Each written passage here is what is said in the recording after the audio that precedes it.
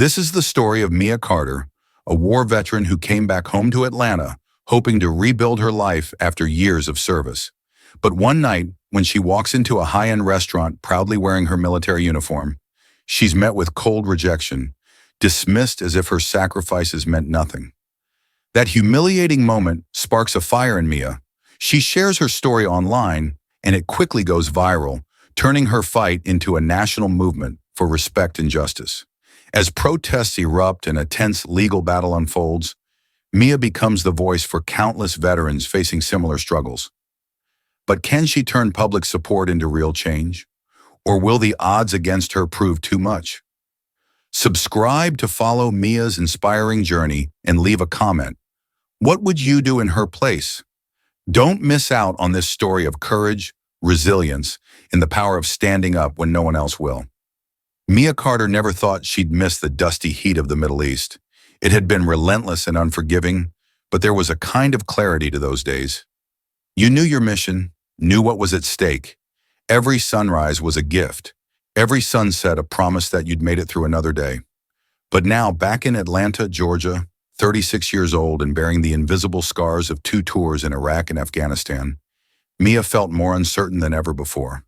She lived alone in a small, modest apartment just off Piedmont Road, surrounded by the echoes of a life she could never quite leave behind.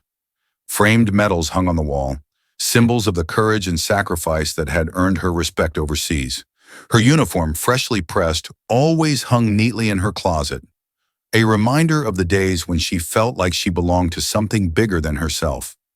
It was a sharp contrast to the nights she now spent in silence, where the only sounds were the distant hum of traffic and the occasional siren wailing through the city streets. Mia's days began before the sun rose, the habit of early mornings ingrained in her from years of strict military discipline. She jogged through the old neighborhood before dawn, her breath fogging in the crisp air, her footsteps echoing down the empty streets. It was the only time she felt truly at peace, just her and the rhythm of her heartbeat, the steady pace of her feet against the pavement. In those moments, she could almost forget the nightmares that sometimes clawed at her sleep, the images of explosions and the faces of friends she'd lost. After her run, she'd return to her apartment, make a simple breakfast, and prepare for her part-time job at the Atlanta Veterans Center. It wasn't much, but it gave her a purpose. Mia had become a counselor, listening to stories from other veterans, stories that mirrored her own struggles with adapting to a world that no longer felt familiar. Some of them came in angry, others numb, but Mia understood them in a way that no one else could. It made her feel useful again, like she was still making a difference, even if the battlefield had changed. But there were cracks in the facade. When she looked in the mirror, she saw a woman who carried the weight of those years in the fine lines around her eyes, in the way her mouth set into a hard line when she thought no one was watching.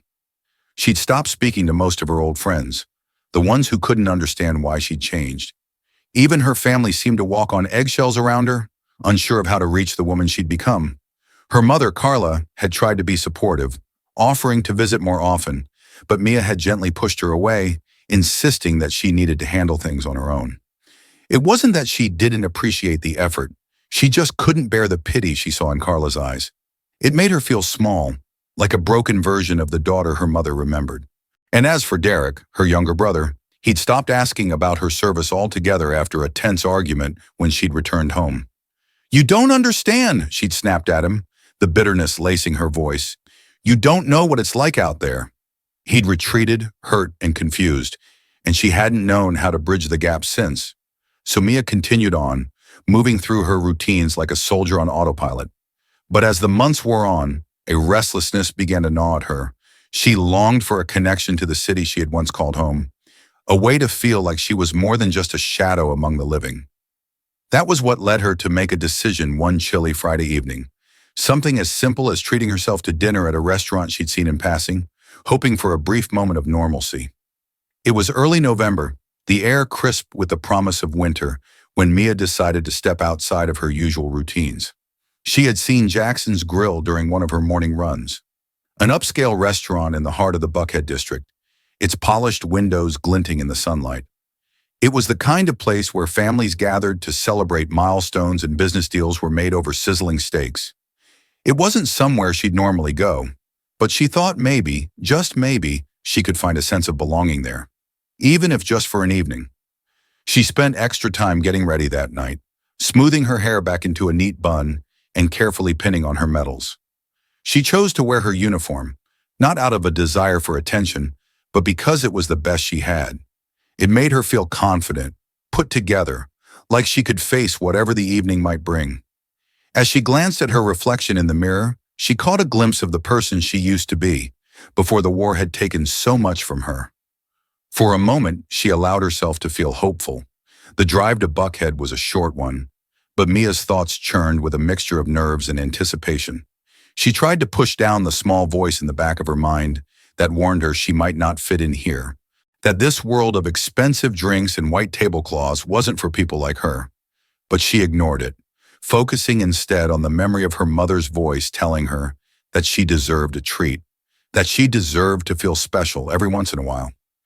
As she parked her car and walked towards the entrance, the golden lights of Jackson's Grill shone invitingly, casting a warm glow onto the sidewalk.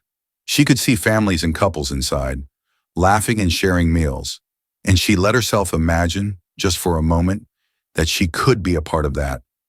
But as soon as she stepped inside, the mood shifted.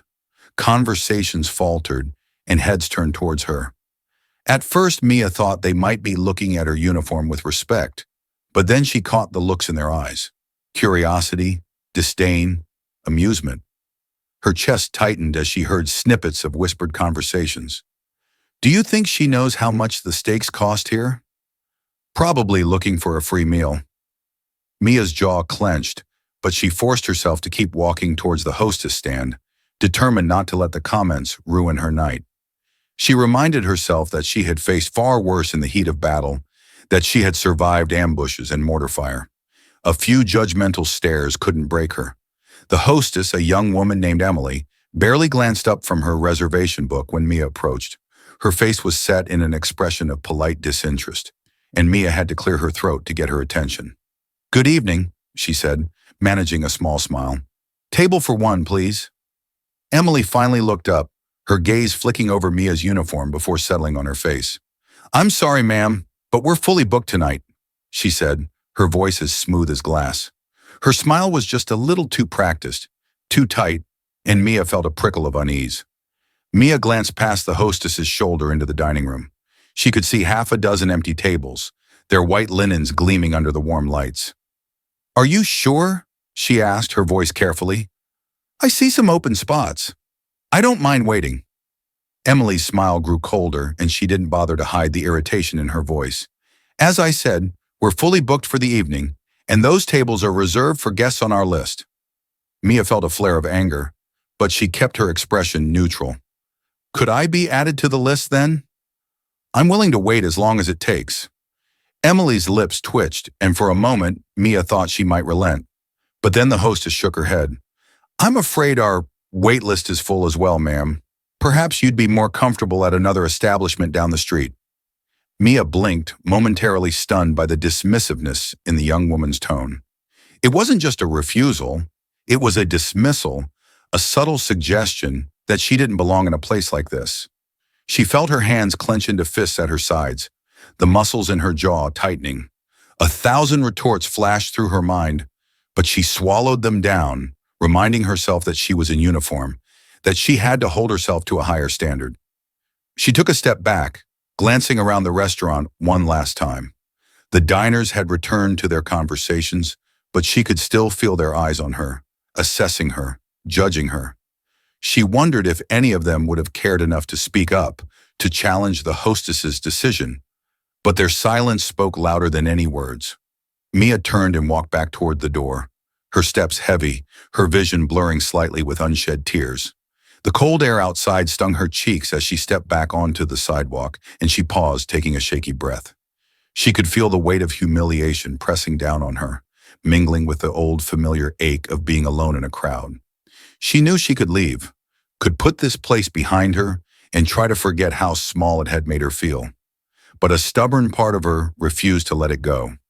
She'd fought too hard, sacrificed too much, to let herself be treated like this without standing up for herself. She needed to do something, even if she wasn't quite sure what that was yet. Mia's decision to turn back was almost instinctual, a spark of defiance flaring to life inside her. She turned on her heel and walked back through the front door, the warmth of the restaurant washing over her like a wave. This time, the conversations truly stopped, heads turning to follow her as she made her way back to the hostess stand. Emily's smile faltered when she saw Mia return, and her eyes widened with a flicker of annoyance. "I'd like to speak to your manager," Mia said, her voice calm but firm. She could feel the heat of embarrassment creeping up her neck, but she forced herself to stand straight, to hold her ground. Emily hesitated, her lips parting as if she might protest, but then she glanced at the diners staring openly now, and she nodded tightly. "One moment, please." She disappeared behind the reservation desk, leaving Mia to stand there, alone in the middle of the restaurant's entryway, with every eye in the room on her. The seconds stretched into what felt like an eternity, and Mia could feel her confidence wavering. She glanced down at her uniform, suddenly self-conscious about the medals pinned to her chest, the patches on her sleeves. But before she could second-guess herself, a man's voice cut through the murmur of the room. "I understand there's an issue here." Lucas Hill, the restaurant manager, was a tall man with graying hair and an air of smug superiority. He approached with a slight smirk, his hands tucked into the pockets of his expensive suit. His eyes flicked dismissively over Mia's uniform before he focused on her face, his expression unreadable. Mia took a deep breath, steadying herself before she spoke. "Yes, I'm having a hard time understanding why I was told there are no tables available when I can see several empty ones." Lucas raised an eyebrow, his smirk widening slightly. "I'm afraid that's not really your concern, is it? We have standards here, and it's my job to ensure that our guests receive the best experience possible." He spoke slowly, as if explaining something to a child, and Mia felt a flush of anger creep up her spine. "Are you saying I don't meet those standards?" she asked, her voice tightening despite her efforts to keep it level. "Is that why I'm not welcome here?" Lucas's smile didn't waver, but his eyes grew colder. "I'm saying that we reserve the right to serve the guests who best fit our establishment. I'm sure you'd be more comfortable at a different restaurant, somewhere that might suit your needs better." The insinuation hung in the air like smoke, and Mia felt the weight of it settle over her. The word different stung more than she cared to admit, and she could hear the low murmur of approval from a nearby table, the subtle shift in the crowd's attitude. She had felt this kind of disdain before, but never so openly, never so brazenly. Mia's pulse pounded in her ears, but she forced herself to keep her voice steady. "I served this country for over a decade. I fought for the freedom to walk into a place like this without being judged. Is that too much to ask?" Lucas's smile slipped, and for a moment Mia thought she saw a flicker of uncertainty in his expression, but then he squared his shoulders, his smirk returning. "That uniform doesn't entitle you to anything here, Miss Carter. Now, I suggest you leave before I have to call security." The words struck her like a physical blow, and Mia felt her composure fracture. She had been trained to face enemies in the heat of battle, to stand tall even in the face of chaos. But this, being humiliated in front of a crowd of strangers, treated like an inconvenience in the country she had fought to protect, was a different kind of pain. It reached into her chest and twisted, leaving her breathless. For a moment she considered lashing out, raising her voice, demanding to be treated with respect. But she knew that would only confirm the judgments in their eyes, that it would give Lucas and his staff the satisfaction of seeing her lose control. Instead, she swallowed her pride, turned on her heel, and walked back out of the restaurant, her fists clenched so tightly that her nails bit into her palms. As she stepped into the night air, the cold wind stung her cheeks, mingling with the hot, bitter tears that she had kept at bay inside. But this wasn't over. Mia knew she couldn't let it end like this, with her walking away in silence. She just needed to figure out how to turn the pain in her chest into something that would make them listen. Mia drove home with her hands gripping the steering wheel so tightly that her knuckles turned white. The night outside her car windows was dark and cold, the Atlanta streets eerily quiet at this hour. But inside her chest, a storm was raging, a mix of humiliation and anger that she couldn't seem to control. She replayed every detail of what had happened at Jackson's Grill, the manager's smirk, the dismissive glances from other diners, the stinging rejection that made her feel like an outsider in the very country she had fought to protect. When she finally reached her apartment, she parked but didn't get out of the car right away. Instead, she sat there, staring blankly through the windshield, the events of the night swirling through her mind. She thought about her comrades who never made it back, those who would never have a chance to live a quiet evening, let alone face the kind of disrespect she had just endured. It wasn't right, it wasn't fair, and yet it was happening, not on a battlefield but here, at home. Mia wiped her eyes with the back of her hand, anger giving way to a raw, simmering determination. She knew that walking back into the restaurant and causing a scene wouldn't change anything. It would only make her the villain in their eyes. But there had to be a way to make them see the truth of what they had done, to make them understand the pain and disrespect they had inflicted. She reached for her phone, the thought forming in her mind before she fully realized it. Opening her social media apps, she typed out a post, recounting the events of the evening in careful detail. Her words came out raw and unfiltered, laced with the emotions she had tried to keep hidden inside the restaurant. Tonight, I walked into Jackson's Grill in my uniform, proud of my service to this country. I was told I wasn't the right fit for their restaurant. This is what it feels like to serve, only to come home and be treated like you don't belong. If you think this kind of discrimination doesn't exist in 2024, think again. She attached photos she had snapped on her phone, images of the empty tables inside the restaurant, the smug look on the manager's face, and a selfie she took outside, her uniform visible in the dim light of the parking lot. She tagged the restaurant's official account, knowing it would be impossible for them to ignore. Then she paused, her thumb hovering over the post button. For a moment, doubt crept in. What if people thought she was overreacting? What if they accused her of seeking attention? But then she remembered the sneering voice of the manager, the way he had dismissed her service as if it meant nothing. She pressed post and watched as the message went live. Mia leaned back against the headrest, her heart pounding in her chest. She had no idea what would come next, but she knew she couldn't take it back. She didn't want to. This time she wasn't going to let herself be silenced. By the time Mia woke up the next morning, her phone was vibrating constantly with notifications. She blinked blearily at the screen, trying to make sense of the flood of messages, retweets, and comments. Her post had gone viral overnight, reaching far beyond her usual circle of friends and followers. Thousands of people shared it, expressing their outrage, their disbelief, and their support. The hashtag #sign Honor Mia had begun trending, and veterans groups from across the country were rallying around her story. Mia sat up in bed, her heart racing as she scrolled through the responses. Messages poured in from strangers who shared their own experiences of discrimination, their own struggles to adjust after returning home. "Thank you for speaking out," one message read. "I've been in your shoes and it's time people knew what we go through." Another veteran wrote, "You're not alone, Mia. We're with you."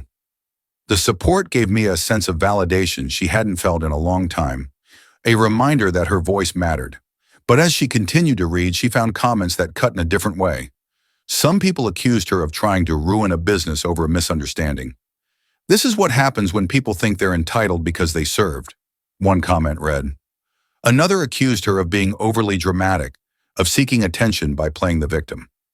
Mia's hands tightened around her phone as she read the words, the familiar sting of doubt gnawing at her resolve. But then she remembered the quiet humiliation of standing outside that restaurant, the anger that had propelled her to speak up in the first place.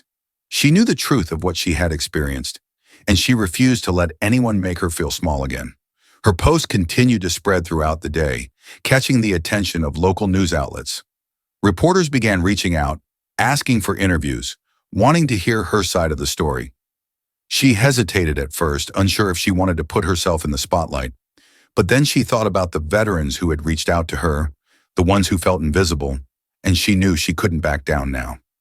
Mia agreed to a live interview with WATL News, a popular Atlanta news station. She arrived at the studio that afternoon, feeling the nerves churn in her stomach as she walked past cameras and lighting equipment. A producer guided her to a chair in front of a backdrop, adjusting her microphone while the anchor, Rebecca Mills, greeted her with a firm handshake.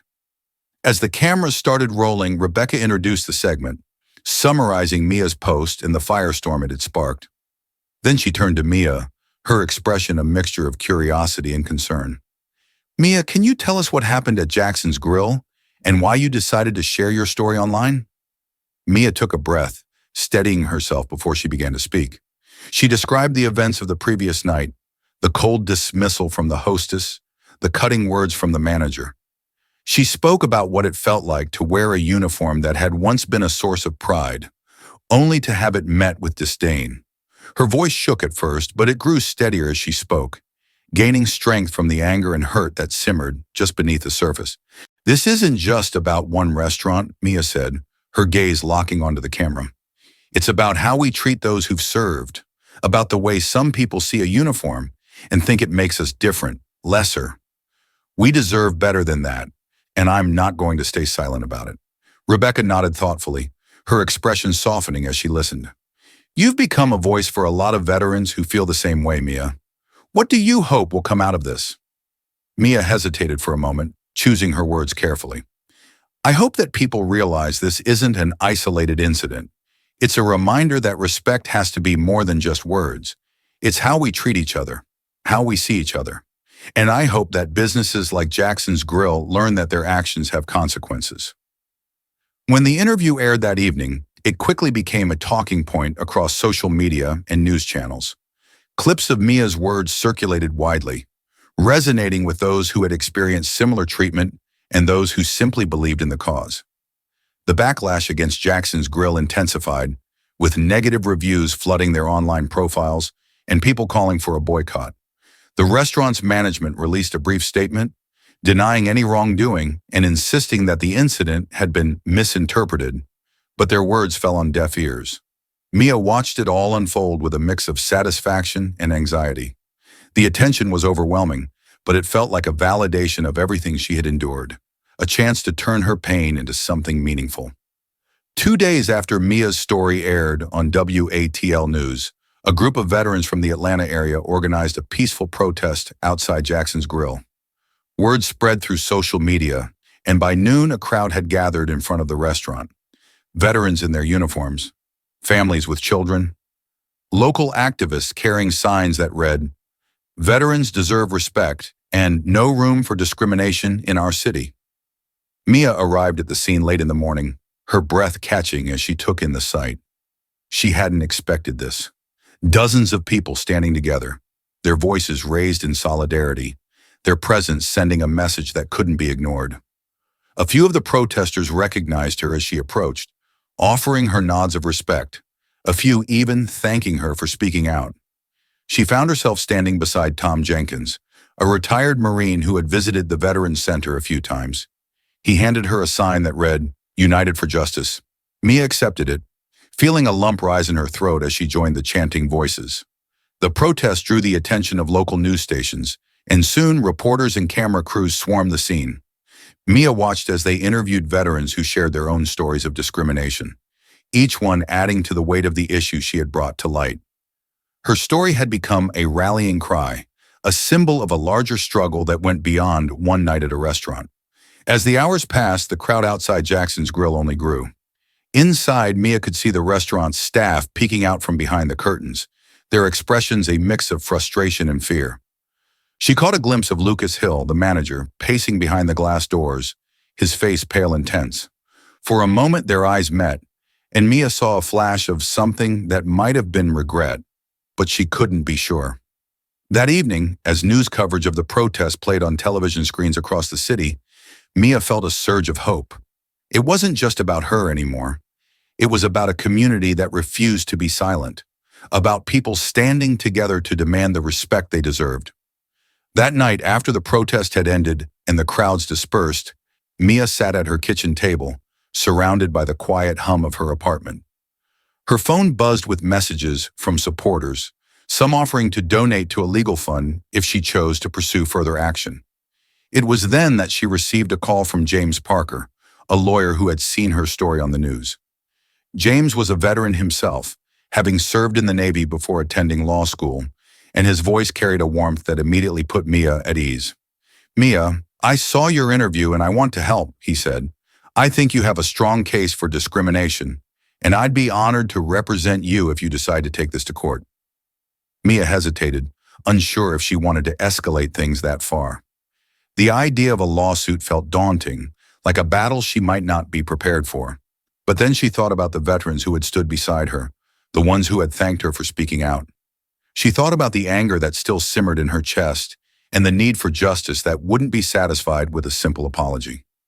I appreciate the offer, James, she said, her voice steady.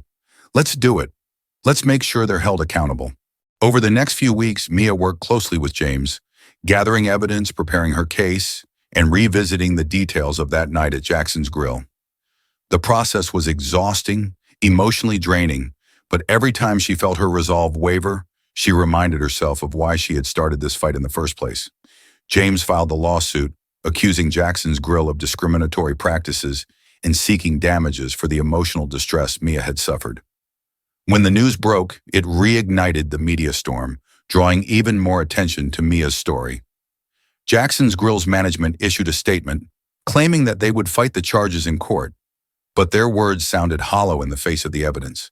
As the trial date approached, Mia felt a mix of dread and anticipation. She knew that the courtroom would be a new kind of battlefield, but she was ready to face it head-on. She had fought too hard to turn back now, and she was determined to see this through to the end. Mia arrived at James Parker's office for their first in-depth meeting about the lawsuit. It was a small space in a brick building downtown, lined with framed photographs of Navy ships and certificates that attested to James's accomplishments. The air was filled with the scent of old leather and fresh coffee, and the afternoon sun filtered through the blinds, casting long shadows across the desk. James greeted her with a firm handshake and a smile that was both reassuring and earnest. He wore a crisp white shirt with the sleeves rolled up, his manner confident but not arrogant. Mia noticed the small lapel pin on his jacket, a gold anchor, the symbol of his Navy service. It reminded her that, unlike most of the people she had dealt with recently, James understood the weight of what she was fighting for. "Let's get to work, Mia," he said, gesturing for her to sit. "I've gone through the details of your case, and I think we've got a real chance here. But it won't be easy. They're going to try to paint you as unstable, maybe even say you're just looking for a payout. We need to be ready for whatever they throw at us." Mia nodded, taking a seat across from him. She'd expected as much. "I don't care about the money, James. This is about making them understand that what they did was wrong. I want them to know they can't treat people this way and get away with it." James gave her an approving nod. "Good. That'll help us a lot if this goes to trial. But first, we need to gather more evidence. You mentioned that some people inside the restaurant seemed to notice what was going on. If we can find a witness willing to speak out, it could strengthen our case." They spent the next few hours reviewing every detail of the night at Jackson's Grill, from the moment Mia had walked through the doors to the way Lucas Hill had dismissed her. Mia's hands shook as she recounted the humiliation, the way she had felt stripped of her dignity. But as she spoke, she felt a sense of catharsis, as if finally putting the story into words was helping her regain some control over it. James took meticulous notes, asking questions and offering reassurance whenever Mia faltered. "We're going to fight this, Mia," he said at the end of their meeting, "and we're going to make sure that your voice is heard." Before leaving, Mia caught sight of a photograph on James's desk, a group of sailors standing on a ship deck, their arms slung around each other's shoulders. It reminded her of the camaraderie she had felt in the military, the sense of having people who had their backs, no matter what. As she shook James's hand goodbye, she felt a spark of hope, a belief that maybe, just maybe, she wouldn't have to fight this battle alone. The day of the first court hearing dawned cold and gray, with clouds hanging low over the city like a shroud. Mia arrived at the courthouse early, feeling the familiar jittery tension that she used to get before a mission. She wore a simple blouse and blazer, but she tucked a small American flag pin into her lapel, a quiet reminder of everything she had fought for, both overseas and here at home. James met her on the courthouse steps, his expression serious but calm. "Remember, today's just a preliminary hearing. The goal is to show that your claims have merit and that this deserves to go to trial. Stay calm. Be honest, and don't let their lawyer get under your skin." Mia nodded. though her nerves buzzed like live wires. "I'll try. Thanks, James." They entered the courtroom together, where the seats were already filling with reporters, curious citizens, and a few familiar faces from the protest. Mia spotted Tom Jenkins in the back row, giving her a supportive thumbs up, and she felt a small surge of comfort. She took her place beside James, trying to focus on her breathing as the judge entered and called the session to order. Across the room, Lucas Hill sat with his own lawyer, a sharp-eyed woman named Claire Morton. Claire radiated a kind of practiced coolness, the kind Mia had seen on officers who thought they were invincible. She barely glanced at Mia, focusing instead on her notes with a look of detached disinterest. But Mia could feel the weight of judgment in her presence, the unspoken accusation that she was exaggerating, overreacting. The first part of the hearing was procedural, with both sides presenting their arguments for why the case should or shouldn't proceed to trial. James laid out the details of the incident, emphasizing the discrimination and emotional harm Mia had suffered. He highlighted her military service, her record of community involvement, and the evidence she had gathered from that night. But when Claire stood up to speak, her approach was icy and cutting. "This case is nothing more than a desperate attempt to smear the reputation of a respected business," she said, her voice carrying across the courtroom. "Ms. Carter's claims are based on subjective interpretations and a misunderstanding of how our establishment operates. She was treated with the same standards as any other guest. To suggest otherwise is not only unfair, but an insult to our client's character." Mia's hands tightened around the edge of the table, her pulse quickening with anger, but she forced herself to stay quiet, focusing on James's calm expression as he took notes. He had warned her that they would try to make it sound like she was the problem, that they would use every tactic to undermine her credibility. The judge listened attentively, then asked both lawyers a series of pointed questions. When he turned to Mia, his gaze softened slightly. "Miss Carter, can you tell me in your own words why you believe this case should go to trial?" Mia took a deep breath, feeling the eyes of the courtroom on her. She remembered James's advice, to speak honestly, to stay true to what she believed. "Your Honor, I'm not here because I want to ruin anyone's business. I'm here because what happened that night at Jackson's Grill wasn't right. They looked at me, in my uniform, and they decided I didn't belong. They made me feel like I wasn't worth a place at their table, like everything I'd sacrificed for this country didn't matter. And I think that's something worth standing up for." The judge studied her for a moment, then nodded. "Thank you, Miss Carter." As the hearing concluded, Mia felt a small flicker of hope. The judge had not made a final ruling, but she sensed that he was taking her claims seriously. Outside the courthouse, she was met by a swarm of reporters, their cameras flashing as they peppered her with questions. She answered a few, careful not to say anything that might be twisted against her later. James pulled her aside, away from the cameras, and gave her a reassuring smile. "You did great in there, Mia. Now we wait for the judge's decision. But no matter what happens, I'm proud of you for standing up." Mia nodded, feeling a lump rise in her throat. "Thank you, James, for believing in me." A week after the hearing, the judge's decision came down. Mia's case would proceed to trial. It was a small but significant victory, and it sent a new wave of energy through the veterans community and Mia's supporters. News outlets picked up the story again, framing it as a showdown between a single veteran standing up for her rights and a powerful business with deep pockets. But Jackson's Grill and their legal team did not back down.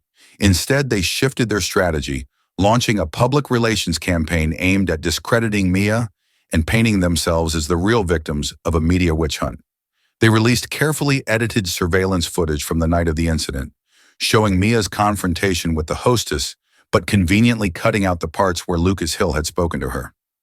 The video was framed with commentary suggesting that Mia had been aggressive and unreasonable. Mia watched the coverage with a sinking feeling in her chest. The edited footage spread quickly online, and within hours she found herself facing a new wave of backlash. "She's just trying to get money out of them," some of the comments read. "This is why you can't believe everything you see on social media." She felt the doubt creep back in, that old voice whispering that maybe she should have just walked away, kept her head down. But then she looked at the messages that continued to pour in from veterans and supporters. people who had been inspired by her stand. She thought of the protest outside Jackson's Grill, the way those veterans had stood with her in the cold, their voices raised for justice. It was time to remind them why she had started this fight. That evening, Mia posted a video on her social media, speaking directly into the camera. Her voice was steady, but there was a fire in her eyes that hadn't been there before. "They're trying to make me look like the villain," she said, holding up the edited footage for the camera. "But I know what happened that night, and so do they. This is about more than just one dinner. It's about making sure no one is treated like they don't belong, no matter who they are or what they've been through. I'm not backing down." Her video went viral within hours, resonating with those who saw through the restaurant's attempts to shift the blame. Prominent civil rights leaders like Angela Brooks shared her message, using their platforms to call out Jackson's Grill's tactics. Even a few celebrities chimed in, lending their voices to Mia's cause.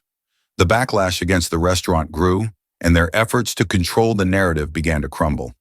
The public's support swung back in Mia's favor, and her case became a rallying point for those who believed in fighting against discrimination and standing up for one's rights. As the trial date loomed closer, Mia felt a new sense of resolve harden inside her. The road ahead would be long and grueling, but she knew now that she wasn't walking it alone. She had a community behind her, a purpose driving her forward, and the knowledge that what she was doing mattered. She thought back to her time in the military, the moments when everything seemed hopeless, but you kept fighting anyway, because giving up was never an option. This was just another mission, another battle that needed to be won, and she would see it through, no matter the cost. The morning of the trial was colder than usual for early December, the sky a dull gray as Mia Carter walked up the steps of the courthouse. The air felt sharp, and each breath misted in the air before her. The tension buzzed beneath her skin, a mix of nerves and determination that she hadn't felt since her first deployment. Today wasn't just about her, it was about every veteran who had ever been made to feel like they didn't belong in the country they had served. James Parker walked beside her, his expression serious but supportive. "You ready, Mia?" he asked as they reached the courthouse doors, his hand resting briefly on her shoulder. Mia took a deep breath, squaring her shoulders. "Ready as I'll ever be," she replied, her voice steady. She glanced back at the crowd gathered outside, reporters, veterans, and supporters who had shown up despite the chill in the air. Among them, she saw Tom Jenkins holding a sign that read, "Justice for Mia, justice for all," and she gave him a small nod of gratitude. As they stepped inside, Mia couldn't help but feel the weight of the moment pressing down on her. The courtroom was packed, the air thick with anticipation. Reporters sat with their notebooks ready, and the rows behind them were filled with spectators, some curious, others angry, many there to show their support. Lucas Hill sat at the defensive table with Claire Morton, looking composed, but the tension in his jaw betrayed his unease. He didn't look at Mia as she walked past. James took his place beside Mia, setting out his notes and adjusting his tie. "Remember, Mia," he whispered, "speak your truth. No matter what they throw at you, don't let them shake your resolve." The trial began with the opening statements. Claire Morton spoke first, her tone measured and polished as she painted Mia as an overly sensitive veteran, claiming that the restaurant had done nothing wrong. "This is a case of misunderstanding. Nothing more," she said, turning to the jury with a sympathetic smile. "My client, Jackson's Grill, has always strived to welcome all customers, regardless of their background or status. We ask the jury to recognize this for what it is, a situation blown out of proportion." James stood to deliver his statement next. His voice was calm but carried a steel edge that resonated through the room. "This is not about a misunderstanding, but about a pattern of behavior that reflects a lack of respect for those who have served this country. Mia Carter walked into that restaurant expecting to be treated like any other American, but instead, she was judged, dismissed, and humiliated simply because she was different." He glanced at Mia, then went back to the jury. "We will show today that what happened at Jackson's Grill wasn't just a one-time incident. It was a reflection of deeper prejudices that no one, especially those who have sacrificed for their country, should have to endure." The first few witnesses were staff members from Jackson's Grill, all of whom insisted that Mia had been treated fairly. Claire guided them through their rehearsed testimonies, emphasizing the restaurant's supposed commitment to customer service. But when it came time for cross-examination, James dismantled their statements piece by piece, highlighting inconsistencies in their stories and pushing them to admit that the restaurant had never been full that night, as they had originally claimed. When Lucas Hill took the stand, his demeanor was confident, but there was a nervous edge to his voice as he recounted his version of events. He avoided looking at Mia, focusing instead on the jury as he insisted that he had acted professionally. "I never intended to offend Miss Carter," he said, forcing a smile that looked more like a grimace. "I simply suggested that she might find a different establishment more to her liking." James stepped forward for the cross-examination, his expression cool and unyielding. "Mr. Hill, do you often suggest to customers that they might be more comfortable elsewhere?" Lucas hesitated, his jaw tightening. "Only when it's clear that they're not satisfied with our establishment's atmosphere." "And what was it about Miss Carter's presence that led you to believe she wouldn't be satisfied?" James pressed, his voice sharpening. "Was it her uniform, her medals, or perhaps the fact that she was alone?" Lucas shifted in his seat, clearly uncomfortable. I don't think that's relevant." "It's absolutely relevant, Mr. Hill. You made a judgment about a veteran who served her country because she didn't fit your idea of what a suitable customer looks like." James's voice rose slightly, his words cutting through the courtroom silence. "And that judgment cost her her dignity. That's why we're here today." The moment had come for Mia to take the stand. Her hands trembled slightly as she placed them on the armrests of the witness chair, but she willed herself to stay calm. She glanced at the jury, trying to find the words that would make them understand the pain she had felt, the deep sense of betrayal. James guided her through the early questions, her military service, her background, the events of the night at Jackson's Grill. She spoke with honesty, describing how proud she had felt walking into that restaurant and how quickly that pride had been stripped away. She spoke about the way the whispers had cut into her, how Lucas Hill's words had made her feel like she was less than human. "Why did you decide to speak out, Miss Carter?" James asked, his voice gentle. "Why not just let it go?" Mia swallowed hard, her gaze turning inward for a moment before she looked back at the jury. "I spent over a decade fighting for this country, for the freedoms we all take for granted. When I came back, I thought those sacrifices meant something. But that night, standing outside Jackson's Grill, I realized that to some people, they don't. And I couldn't just walk away from that. I had to make them see what they were doing, not just to me, but to every veteran who comes home and finds that they don't have a place anymore." Her voice cracked with emotion, but she pressed on, the words coming faster now. "I didn't ask to be treated like a hero. I just wanted to be treated like a human being. And I don't think that's too much to ask." There was silence in the courtroom after she finished speaking, a heavy pause as the weight of her words settled over the room. For a moment, Mia thought she saw a flicker of sympathy in the eyes of one of the jurors, a middle-aged woman with silver hair and a pinched expression. Then it was Claire's turn to cross-examine, and the moment shifted. Claire's questions were cold, pointed, designed to rattle Mia and undermine her story. She tried to paint Mia as someone who had overreacted, someone who was using her status as a veteran to manipulate the narrative.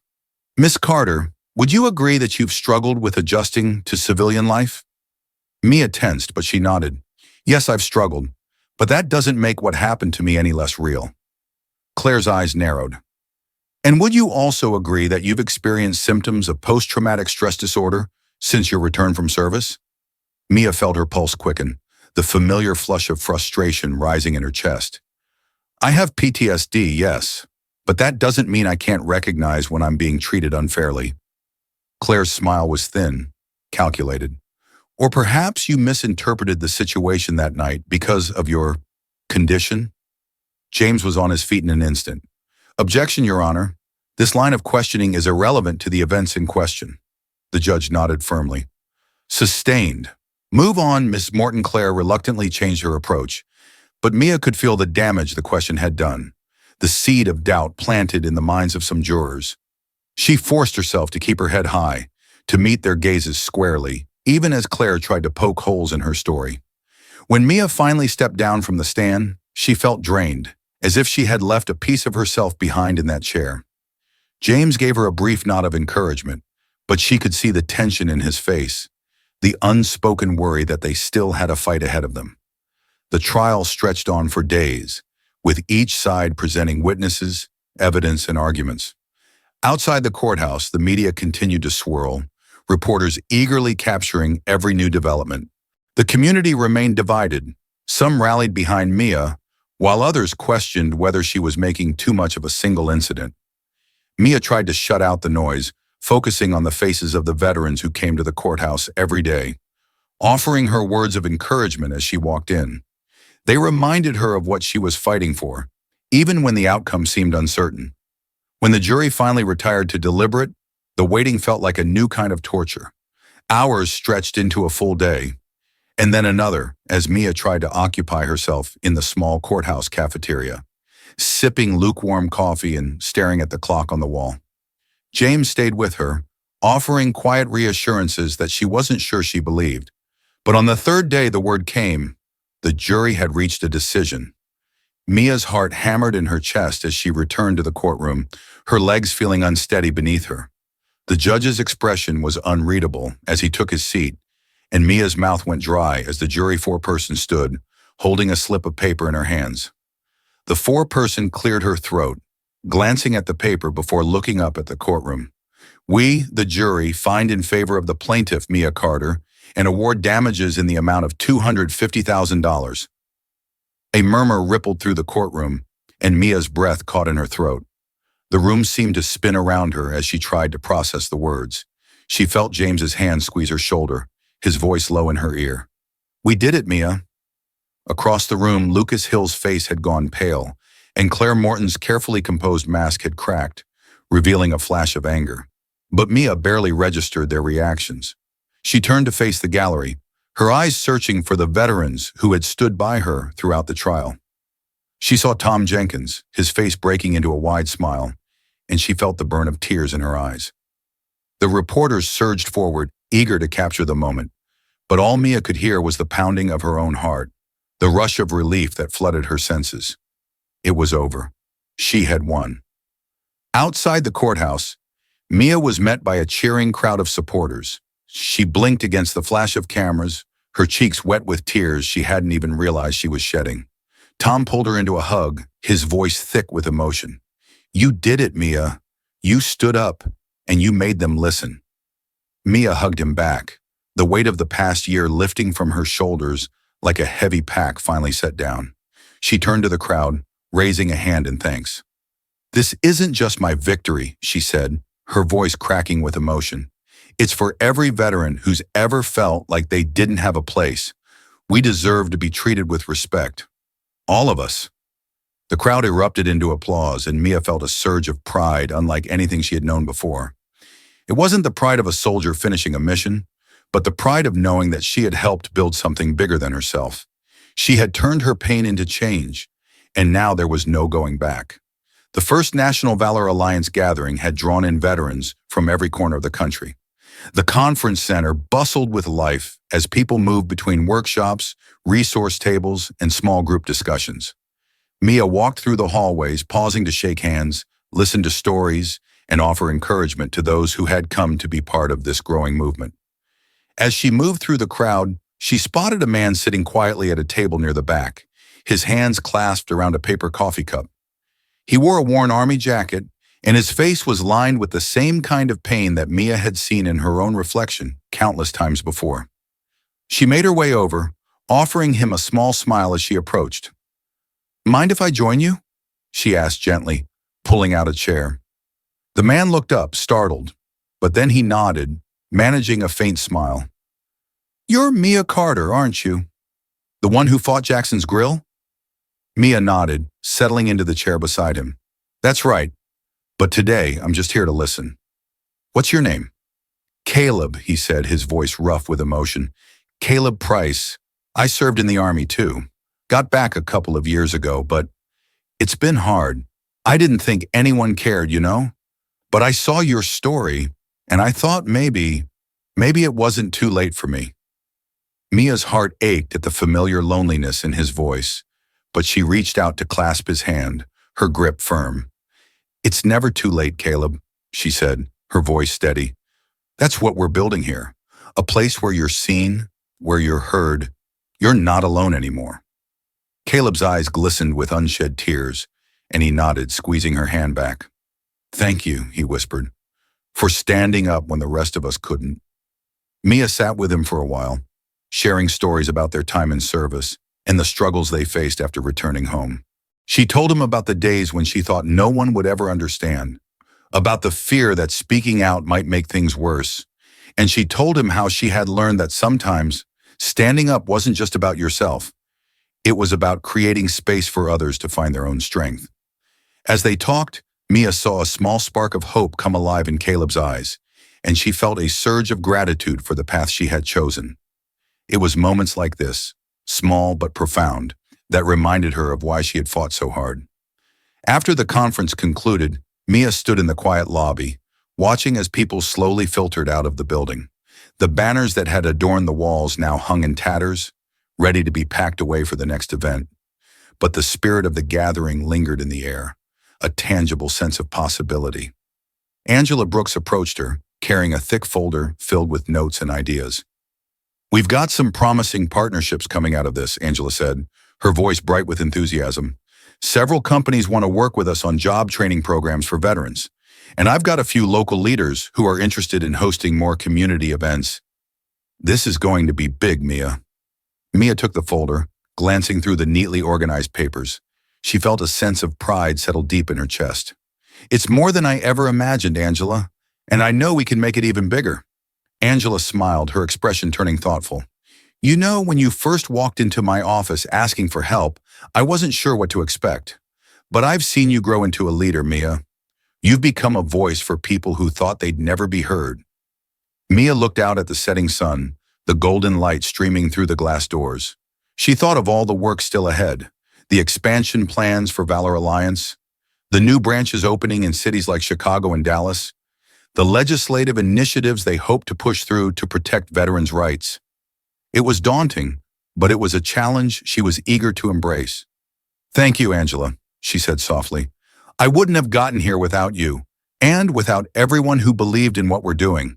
I just hope I can live up to their expectations. Angela placed a hand on Mia's shoulder, giving her a reassuring squeeze. You already have, Mia, and I have no doubt that you'll keep doing it. They stood together in the fading light, the sense of accomplishment shared between them. The future stretched out before them, uncertain but filled with promise. And Mia knew that whatever came next, she would face it head on, just as she always had.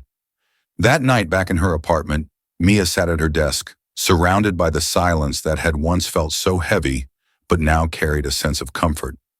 She reached for the stack of letters that she had brought back from the Valor Alliance event, deciding to read through a few before bed. Each letter was a reminder of how far she had come, how the ripples of her actions had reached people she might never meet in person. One letter, written in shaky handwriting, caught her eye. It was from a woman named Sarah, whose husband had served in the Marines and had struggled to find steady work since returning home. Mia's eyes scanned the page, taking in the heartfelt words. Dear Mia, I don't know if you'll ever read this, but I wanted to thank you. My husband, Paul, used to think he wasn't worth anything after he came back. But when he saw you on the news, fighting for people like him, it gave him hope again. He reached out to Valor Alliance, and now he's got a new job, and he's starting to believe in himself again. I don't know what we would have done without you. Thank you, from the bottom of my heart. Mia felt a lump rise in her throat as she read the words, her fingers tracing the edges of the paper. She thought of all the sleepless nights, the moments when she had questioned whether it was worth it to keep fighting. But then she thought of Paul, of Sarah, of the countless others who had found hope through Valor Alliance, and she knew that every hardship had been worth it. She picked up a pen, jotting down a quick reply on Valor Alliance stationery. Sarah, thank you for your kind words. Your letter means more to me than you can know. Please tell Paul that he's not alone and that we're proud to have him as part of our community. Wishing you both strength and peace. Mia Carter. As she sealed the envelope, she glanced at the photo of her old unit on her desk, a quiet smile tugging at her lips. It felt like she was finally repaying a debt she had carried with her for years. finding a way to honor the friends she had lost and the sacrifices they had made. Mia stepped out onto her balcony, the cool night air brushing against her face. She looked up at the stars, the same ones she had stared at on so many sleepless nights overseas, wondering if she would ever make it back home. Tonight, they seemed to shine a little brighter, casting their light across the city that had become her battlefield and her sanctuary. She thought back to that night outside Jackson's grill, the sting of rejection that had pushed her to fight. It felt like a lifetime ago, but it had set her on a path she would never have imagined. A path that had been filled with pain, but also with a kind of healing she had thought she would never find. The door to the balcony creaked open, and Tom Jenkins joined her, carrying 2 steaming mugs of coffee. He handed one to Mia, settling into the chair beside her. "Thought you might want some company," he said, taking a sip. "Big day, huh?" Mia smiled, accepting the warmth of the mug in her hands. "Yeah, big day," she agreed, her voice filled with a quiet sense of satisfaction. "It's still hard to believe how much has changed in a year." Tom nodded, looking out at the lights of Atlanta stretching out before them. "You know, I always thought we were supposed to put the battles behind us when we came home. But you have found a way to keep fighting, even when the rest of us were ready to give up. And look at what you've done." Mia glanced sideways at him, seeing the pride in his expression. "I couldn't have done it alone, Tom. None of this would have been possible without you, without everyone who believed in this cause." Tom raised his mug in a toast, his smile widening. "To Valor Alliance, and to you, Mia. Here's to all the battles yet to come." Mia clinked her mug against his, feeling a warmth that went beyond the coffee. They sat in companionable silence, watching the city move beneath the stars, the world around them filled with both the promise of tomorrow and the weight of everything they had overcome.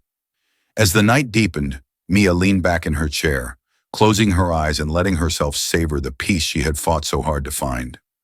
The future was still uncertain, still filled with challenges she couldn't foresee, but she knew that for the first time in a long time, she was ready to face it, with friends at her side and the strength of a community behind her. And as the stars twinkled overhead, Mia felt a sense of hope that carried her through the night, guiding her towards whatever came next. As Mia and Tom sat on the balcony, watching the city lights shimmer beneath the night sky, she thought back to how much had changed over the past year. From that cold night outside Jackson's grill to this moment of quiet satisfaction, the journey had been long, but worth every step. She leaned forward, a new thought crossing her mind. "You know, Tom, a lot of people have been following this journey. I never imagined it would reach so many, but their support is what kept me going." Tom nodded, a smile playing at the corners of his mouth. "Yeah, there's a lot of folks out there who've been inspired by your story, Mia. You should give them a shout out. Let them know how much it means." Mia grinned and took out her phone, recording a short video against the backdrop of the Atlanta skyline. "Hey everyone, it's Mia here," she began, her voice warm and genuine. "I just wanted to thank all of you for standing with me through this journey. Your support helped turn a moment of struggle into a movement of change, and I couldn't have done it without you." She paused, glancing at Tom, who gave her a thumbs up. "If you believe in what we're doing here with Valor Alliance, and if you want to hear more about the fight for justice and respect, don't forget to hit that subscribe button. It's free, and it helps us keep this mission going. Together, we can make sure that no one ever feels alone. Thanks, and I'll see you in the next update." She ended the recording, feeling a sense of fulfillment as she sent it out into the world. Tom clinked his coffee mug against hers, his smile widened. "There you go, Mia. A call to action, straight from the heart." Mia leaned back, letting the moment settle over her. She didn't know how many would subscribe or where this path would take her next, but she knew one thing for sure. Every story, every voice mattered. And as long as people kept listening, she would keep fighting.